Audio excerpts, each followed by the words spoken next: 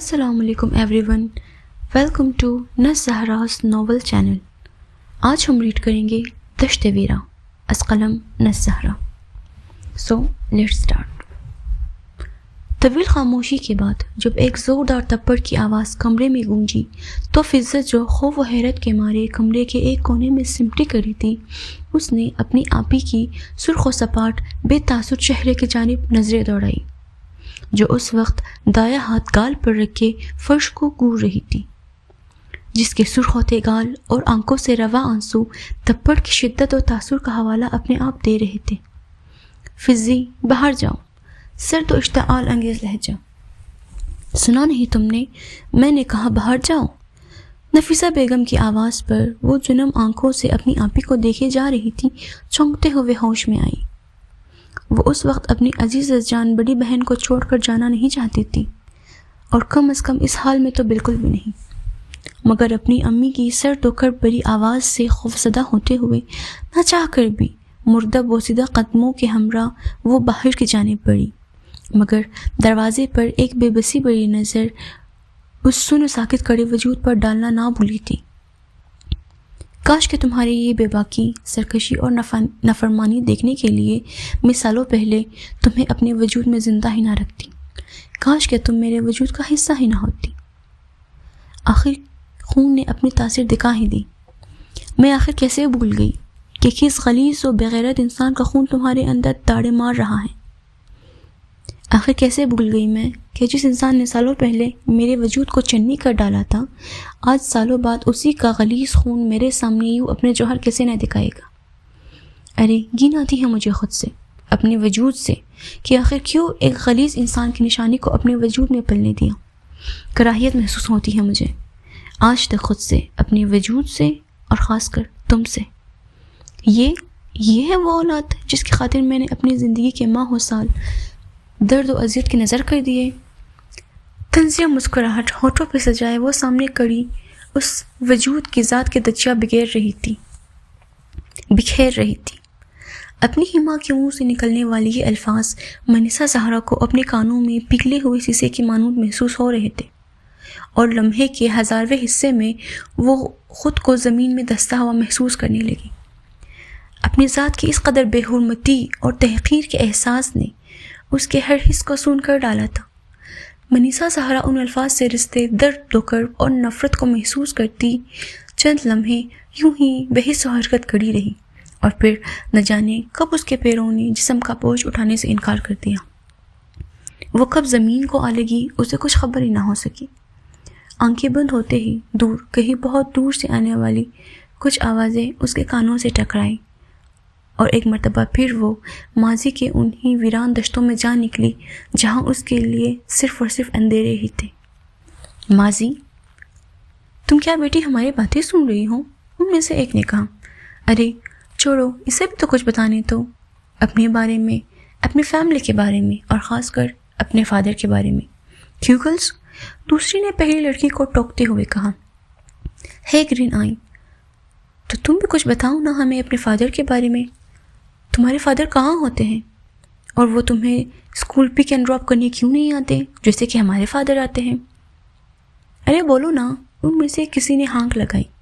یہ 5ویں جماعت کی ایک کلاس کا منظر تھا جہاں کچھ لڑکیاں بریک میں گروپ کی صورت اپنی ڈیسک پر بیٹھی آپس میں باتیں کر رہی تھی۔ کوئی کہتی کہ میرے پاپا مجھے کبھی نہیں ڈانٹتے اور نہ ہی ماما کو ڈانٹنے دیتے ہیں، تو کوئی کہتی کہ میرے پاپا تو مجھے ہر ویکینڈ پر باہر لے کر جاتے ہیں اور ڈھیر ساری شاپنگ کرواتے ہیں۔ خلاصتاً ہر کوئی اپنے اپنے پاپا کو فادر آف دا ایئر کا خطاب دینے کی کوششوں میں لگا ہوا تھا۔ تب ان میں سے ایک کی نظر اگلی رو میں بیٹھی لڑکی پر پڑی، جو ہمیشہ ہی کی طرح خاموش بیٹھی خالی نظروں سے ان سب کی جانب دیکھ رہی تھی۔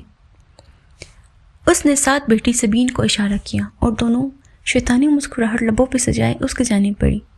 سبین کو اس سبز آنکھوں والی لڑکی سے ہمیشہ ہی چڑ رہی تھی۔ وہ اسے بہت روٹ اور مغرور سی لگتی، تبھی تو وہ اسے تنگ کرنے کا کوئی بھی موقع ہاتھ سے جانے ہرگز نہ دیتی۔ آج بھی وہ اسے تنگ کرنے کے ارادے سے ہی اس کے پاس چلی آئی تھی۔ وہ جانتی تھی کہ وہ کچھ نہیں کہے گی، ہمیشہ کی طرح کسی سوال کا پلٹ کر جواب تک نہیں دے گی۔ تبھی وہ اسے زج کرنے کی خاطر یوں سب کے سامنے ایسے سوالات پوچھ رہی تھی، اس بات سے انجان کہ یہ سوالات اس کے ننھے دل پر کیسے خنجر کی مانند وار کر رہے تھے۔ وہ چھوٹی سی پھولے گالوں والی گول مٹول سی لڑکی بیک سیٹ پر سر جھکائے بیٹھی اس طرح کے اور نہ جانے کتنے ہی سوالات چپ کر کے سن رہی تھی، کیونکہ شاید اس کے پاس اپنی کلاس فیلوز کے ان سوالات کا کوئی جواب ہی نہ تھا۔ وہ سر جھکائے زمین کو گھور رہی تھی اور ساتھ ہی ساتھ اپنے آنسو بھی گول مٹول ہاتھوں کی پشت سے صاف کرتی جا رہی تھی۔ نہ جانے کیوں اپنے بابا کے ذکر پر اس کا دل ہمیشہ ہی عجیب سا ڈوبنے لگ جاتا۔ اب وہ انہیں کیا بتاتی کہ اسے تو کبھی باپ جیسی نعمت کا سایہ میسر ہی نہ آیا تھا۔ وہ آنسوؤں کو قطار در قطار گلے سے نیچے اتارنے میں مصروف تھی اور ساتھ ہی ساتھ گھبرا بھی رہی تھی، کیونکہ اب وہ اس کے ڈیسک کے گرد باقاعدہ ایک سرکل کی صورت کھڑی ہو کر اس کی چھوٹی سی پونی ٹیل کھینچ کر اسے آوازیں لگاتے تنگ کر رہے تھے۔ وہ خوف زدہ ہو کر دونوں ٹانگیں اوپر ڈیسک پر رکھ کے منہ زانوؤں میں دی خاموشی سے بے آواز آنسو بہانے لگی۔ سی فرینڈز، میں نے کہا تھا نا تم لوگوں سے کہ ہم سب سے ڈیفرنٹ ہے۔ شی از ناٹ نارمل، اور مجھے تو لگتا ہے کہ اس کے پاس تو ہمارے جیسا ڈیڈ بھی نہیں ہے، بیچاری، سو سیڈ۔ سبھی نے یہ کہتے ہوئے اس کی پونی کھینچی اور ہنسنے لگی، جس میں اس کے باقی سب فرینڈ نے اس کا بھرپور ساتھ دیا تھا۔ Hey, don't you dare to touch her. Leave her. Now. وہ روتے ہوئے اپنے نانوں کو دل میں آوازیں دے رہی تھی کہ شاید وہ آ کر اسے ان سب سے بچا کر اپنی گود میں چھپا لے، کہ اس وقت صرف وہی تھی جو اسے سنبھال سکتی تھی۔ کہ تبھی منیسا زہرا کو اپنے قریب سے کوئی جانی پہچانی آواز سنائی دی۔ اس نے سر اٹھا کر دیکھا تو اپنے سامنے کسی کو یوں کھڑے پایا کہ اس کے پشت منیسا کی طرف اور چہرہ سبین کی جانب تھا، اور اسے دیکھتے ہی منیسا کو راحت و سکون کا احساس ہوا۔ یہ کوئی اور نہیں بلکہ اس کی ایک لوتی دوست عطیہ تھی، جو ہمیشہ کی طرح آج بھی اس کے ساتھ اور اس کے لیے یوں ڈٹے سب کے سامنے کھڑی تھی۔ تم نے اس کے بالوں کو کیوں ہاتھ لگایا؟ تم نے میری بیسٹ فرینڈ کو کیوں رلایا؟ اسے پھر سے تنگ کیا نا، جبکہ میں نے کہا تھا کہ اس سے دور رہو تم سب۔ عطیہ جو منیسا کے ساتھ لنچ شیئر کرنے اس کی کلاس میں آئی تھی، ان لڑکیوں کو اپنے دوست کے گرد اسے تنگ کرتے دیکھ اس سے انتہا کا غصہ آیا تھا۔ وہ جلدی سے ان کا دائرہ توڑ کر سبین کو پش کرتی پیچھے ہوتے ہوئے منیسا کی طرف بڑھی۔ آئندہ دور رہنا اس سے، ورنہ میں اپنے ڈیڈ سے کہہ کر پرنسپل میم سے تم سب کی شکایت کروں گی، اور پھر وہ تمہیں ایسی پنشمنٹ دیں گے کہ تم سب یاد رکھو گی۔ عطیہ نے سبین کی چوٹی کھینچتے ہوئے اسے دھمکی دے کر وارن کیا، اور منیسا کا ہاتھ اور بیگ پکڑ کر اسے اپنے ساتھ باہر گراؤنڈ میں لے آئی۔ لنچ کیا تم نے؟ عطیہ نے اس کی ڈیلی پونی ٹھیک کرتے ہوئے پوچھا۔ نہیں، اور میتھ کا ہوم ورک کیا تم نے؟ منیسا کہتے ہوئے اس سے پوچھنے لگی۔ نو، کل میں دادو سے ملنے گئی تھی نا، تو مجھے ٹائم ہی نہیں ملا۔ عطیہ اپنا اسپیگٹی والا فورک منیسا کے منہ کی طرف بڑھاتی مصروف سے انداز میں بولی۔ اور مس فائزہ، انہوں نے کچھ کہا نہیں تمہیں؟ وہ اس کے ہاتھ سے کھاتے ہوئے حیرانگی سے پوچھنے لگی۔ کہا تھا نا، پر میں نے بھی کہہ دیا کہ میری کاپی گھر پر ہے اور میں کل چیک کروا دوں گی انہیں، سمپل۔ وہ ایسے آرام سے بتا رہی تھی جیسے کوئی بات ہی نہ ہو۔ عطی، منیسا اسے گور کر دیکھتے ہوئے بولی، تم سے کتنی بار کہا ہے کہ جھوٹ بولنا بری بات ہے، اور اللہ میاں بھی جھوٹوں کو پیار نہیں کرتے۔ نانو کہتی ہے نا کہ ہمیشہ سچ بولنا چاہیے، پھر چاہے اس میں آپ کا نقصان ہی کیوں نہ ہو، اور اگر ڈانٹ پڑ بھی جائے تو کوئی بات نہیں۔ آئندہ اگر تم نے جھوٹ بولا نا تو میں انکل سے تمہاری شکایت کروں گی۔ وہ جو اس کے ہر بار والا لیکچر سن کر کھانے میں مصروف تھی، اس کی آخری والی بات پر عطیہ کا ہاتھ کھاتے کھاتے رکا، اور عطیہ نے گور کر اس کی جانب دیکھا۔ سیٹ، ایک تو میں آج ونڈر وومن بن کر تمہیں اس سبین دی وچ سے پروٹیکٹ کرنے تمہاری کلاس پہنچی، اور تم مجھے نہ صرف ڈانٹ رہی ہو بلکہ بابا سے بھی ڈانٹ پڑوانے کی دھمکی دے رہی ہو۔ سیریسلی؟ وہ صدمے سے اسے دیکھتے ہوئے بولی۔ جی ہاں مائی لٹل ونڈر وومن، میں بالکل ایسا ہی کرنے کا کہہ رہی ہوں۔ منیسا نے معصومیت سے سر ہلاتے ہوئے اس کی معلومات میں اضافہ کیا، تو عطیہ کا منہ کھل گیا۔ آئی ڈونٹ کیئر، اور اب میں تم سے بالکل بات نہیں کرنے والی۔ عطیہ منہ دوسری جانب کرتی خفگی اور ناراضگی بھرے انداز میں بولی، او تم میرا little Wonder Woman Angry Bird بن گئی ہے اور مجھ سے کبھی بات بھی نہیں کرے گی، ہے نا؟ اب وہ اس کی دوسری جانب جا بیٹھی کیونکہ وہ جانتی تھی کہ عطیہ کو کیسے منانا ہے۔ منیسا نے دونوں ہاتھوں سے اسے گدگدی کرنا شروع کر دی اور عطیہ ہمیشہ کی طرح اس بار بھی ہنستے ہنستے لوٹ پوٹ ہو چکی تھی، کیونکہ صرف منیسا ہی جانتی تھی کہ عطیہ کو کس قدر ہنسی آتی ہے یوں پیٹ پر گدگدی کرنے سے، اور اب وہ دونوں کھلکھلا رہی تھی۔ عطیہ تو ہمیشہ سے یوں ہی ہنستی مسکراتی، مگر منیسا کو عطیہ نے کم ہی یوں ہنستے مسکراتے دیکھا تھا۔ وہ یوں ہی اپنی پیاری گرین آنکھوں والی دوست کو دیکھتے ہوئے اپنے معصوم دل میں اسے ہمیشہ یوں ہی مسکراتا خوش دیکھنے کی دعا کرنے لگی۔ عطیہ جانتی تھی کہ کہیں نہ کچھ وجہ تو ضرور ہے کہ وہ ہمیشہ یوں ہی اداس، خاموش اور چپ چپ رہتی تھی، کسی سے زیادہ بات بھی نہیں کرتی۔ اس سے منیسا ہمیشہ سے ہی الگ الگ لگتی تھی، اور یہی وجہ تھی کہ عطیہ نے تب اس کی طرف دوستی کا ہاتھ بڑھایا تھا جب وہ اس دوستی نامی رشتے یا جذبے سے ہی انجان تھی۔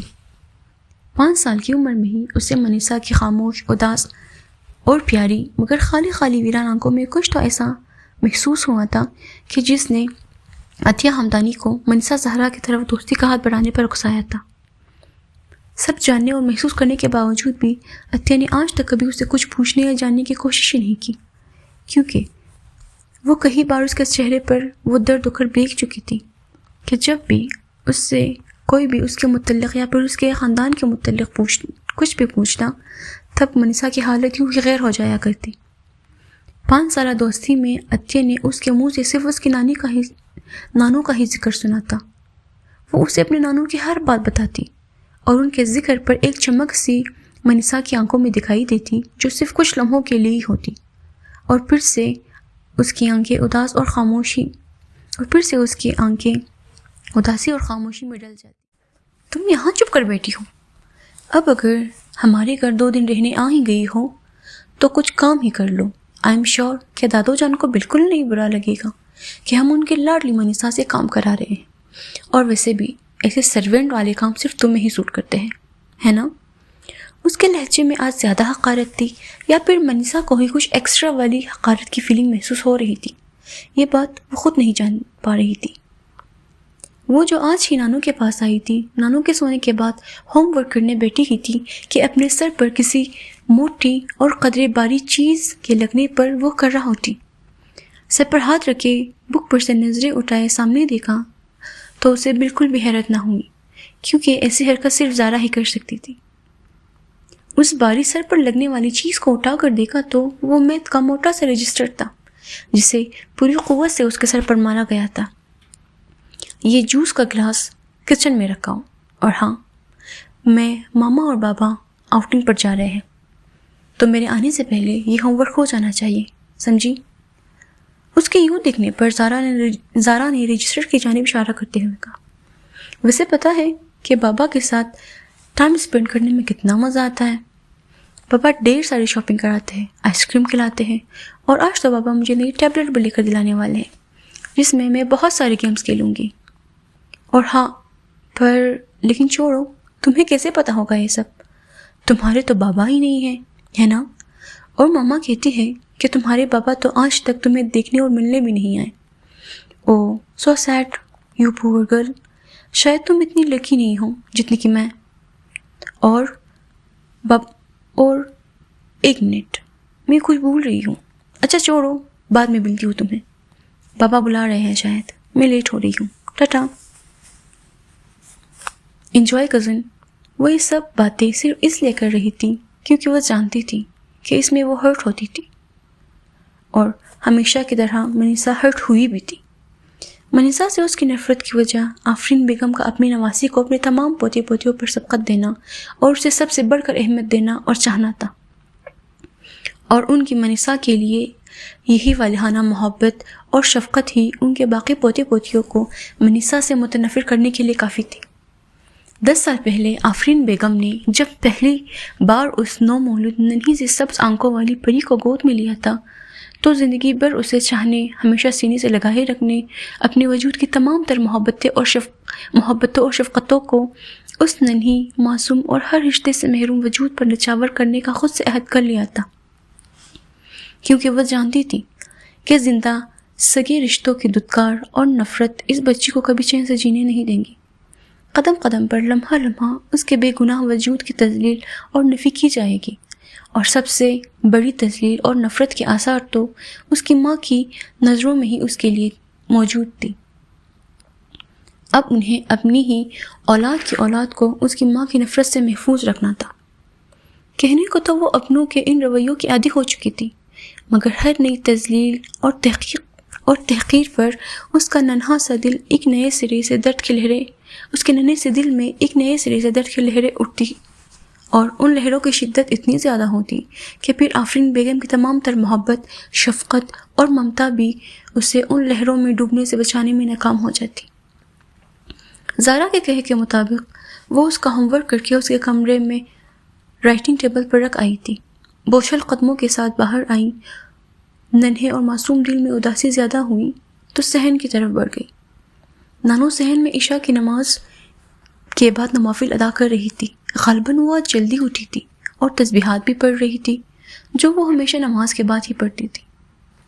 منیسا ہمیشہ کی طرح خاموشی سے ان کے پاس بیٹھتے ہوئے ان کے فارغ ہونے کا انتظار کرنے لگی، اور دونوں ہاتھ چہرے پر جمائے سامنے موجود ہستی کو دیکھنے لگی۔ بس یہی تو تھی وہ واحد پیاری ہستی اس کی زندگی میں، جو بن کہے ہی اس کی ہر تکلیف جان لیتی تھی۔ اس سے بے تحاشا بے لوث محبت کرتی تھی، اسے اپنے شفیق وجود سے ہمہ وقت لگائے رکھتی۔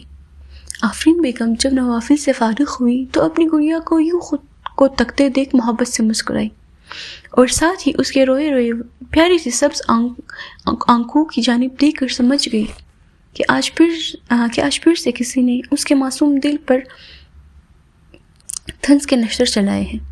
کتنی کوشش ہوتی ان کی کہ اسے ان سب سے دور رکھے، مگر ان کی لاکھ کوششوں کے باوجود بھی ان کی بہوئیں اور پوتے پوتیاں جہاں موقع ملتا اپنا کام کر ہی جاتی۔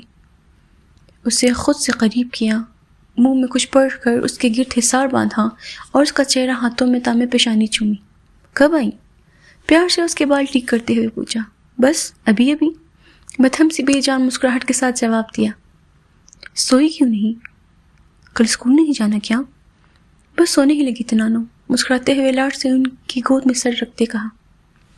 اس کے لبوں کی اس اداس اور مایوس مسکراہٹ سے وہ اچھی طرح واقف تھی، اور کبھی کبھی تو اداسی اور کرب کی چادر لپیٹے اس مسکراہٹ سے انہیں خوف سا محسوس ہوتا تھا۔ نانو، اللہ بہت بڑا ہے نا، بالکل اس چاند کی طرح، اور ہم بہت چھوٹے ہیں نا، بالکل ان تاروں کی طرح۔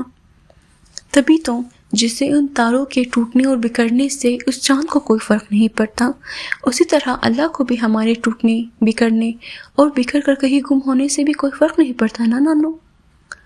وہ جو اس کے بالوں میں ہاتھ چلا رہی تھی، اس کی اس بات پر ان کے دل کو کچھ ہوا۔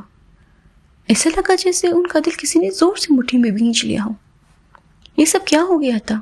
یہ 10 سالہ بچی اندر سے اتنی محرومیوں اور توڑ پھوڑ کا شکار کیسے ہو گئی؟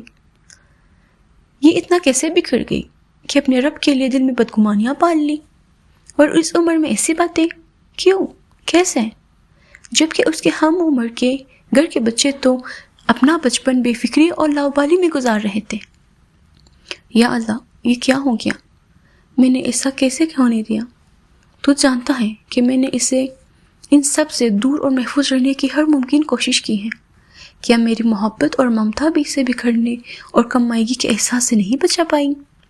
وہ دل پر ہاتھ رکھے نہ آنکھوں سے اپنے رب سے مخاطب تھی۔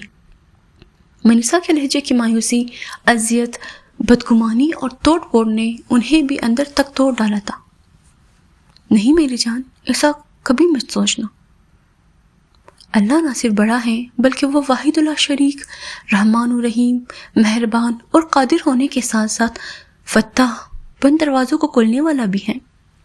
وہ اپنے بندے کو کیسے ٹوٹنے اور بکھرنے دے سکتا ہے؟ جب اس نے موسیٰ علیہ السلام کو فرعون کے گھر میں، ابراہیم علیہ السلام کو آگ میں اور یوسف علیہ السلام کو کنویں میں بے آسرا اور بکھرنے کے لیے تنہا نہیں چھوڑا، تو وہ اپنے کسی بندے کو تنہا کیسے چھوڑ سکتا ہے؟ یا وہ اگر توڑتا بھی ہے تو آگے بڑھ کر اپنے ان ٹوٹے بندوں کو تام اور سمیٹ بھی تو لیتا ہے نا، اور اسے سمیٹتا اور جوڑتا ہے کہ پھر وہ دوبارہ کبھی نہ ٹوٹے، کبھی نہ بکھرے۔ وہ اگر ایک بار توڑتا بھی ہے تو دوبارہ پھر کبھی نہ ٹوٹنے کے لیے، یا پھر یوں سمجھ لو کہ وہ خود سے تمہیں ایک بار توڑ دیتا ہے تاکہ اس کے دوسرے بندے پھر کبھی تمہیں نہ توڑ پائے۔ اور توڑ کر دوبارہ جوڑنے کے پیچھے جو راز پوشیدہ ہے وہ تو صرف اللہ ہی جانتا ہے میری گڑیا۔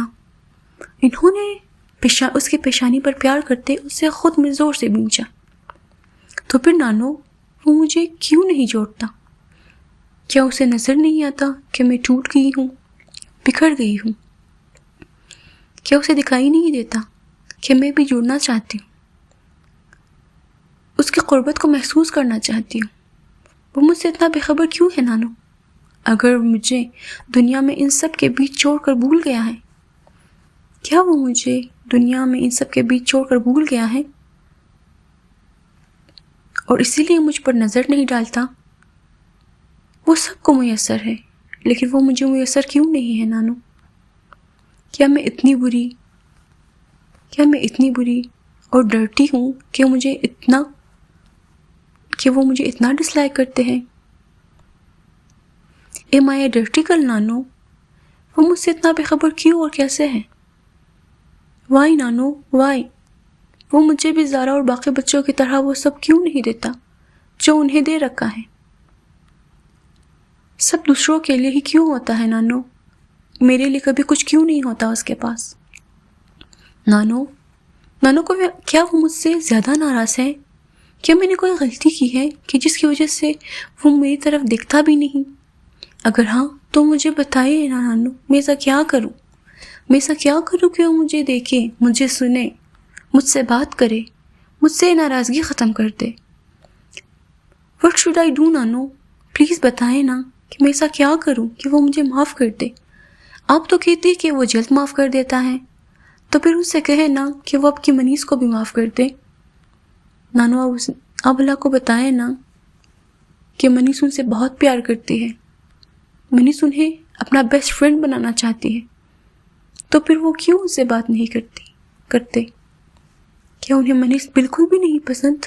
پلیز نانو اب اللہ میاں سے کہے نا کہ وہ مجھ سے بات کرے۔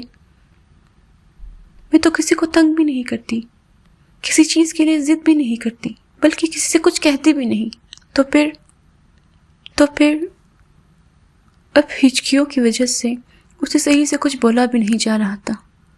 وہ سسک رہی تھی اور آفرین بیگم اسے خود میں چھپائے اپنے اللہ سے اس کے لیے سکون، خوشیاں اور نہ جانے کیا کیا مانگ رہی تھی۔ اپنی باتوں اور الفاظ سے وہ اس وقت کہیں سے بھی انہیں 10 سالہ بچی نہیں لگ رہی۔